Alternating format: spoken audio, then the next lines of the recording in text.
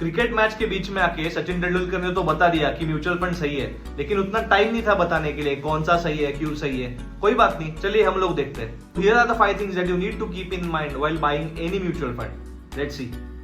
The first point is your fund objective and your risk taking ability. For example, अगर आप risk लेना पसंद करते हो then go for a full equity fund. अगर आप थोड़ा सा सोच के चलते हो लाइफ में then go for an hybrid fund. और if you want to play really safe then go for a debt fund. Just for an example, if you want to go for an equity fund, तो Nippon का जो Nifty 50 index fund था उसने last 10 years में 13% CAGR दिया।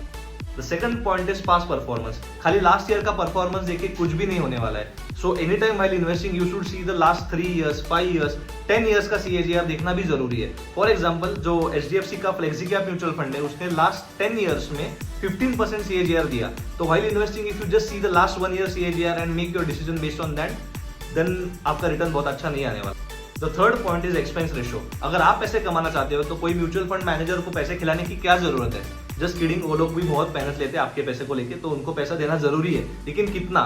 For example, जो UTI का Nifty 50 index fund है तो उसका expense ratio is only 0.2% because it's a direct fund. अगर आप बाकी के कुछ म्यूचुअल फंड से कंपेयर करोगे तो उनका expense ratio can go up to 1.5%। So to conclude, generally direct funds का एक्सपेंस रेशो बहुत कम रहता है। So need to see the expense ratio as well. The fourth point is the investment by the mutual fund. आपके fund ने कौन कौन से सेक्टर्स में इन्वेस्ट किया है, कितना परसेंटेज एलोकेट किया है, कितना डाइवर्सिफाई किया है, वो देखना भी बहुत इंपॉर्टेंट है while making any investment decision. The fifth point is the fund manager का track record.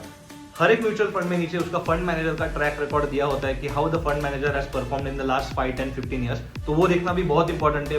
And one last bonus tip, AUM, asset under management, ये देखना भी बहुत ज्यादा इंपॉर्टेंट है। Does not mean that AUM ज्यादा है तो फंड अच्छा है, AUM कम है तो फंड अच्छा नहीं है, but still please carefully check कि आपका एसेट अंडर मैनेजमेंट कितना है and take your decision based on that.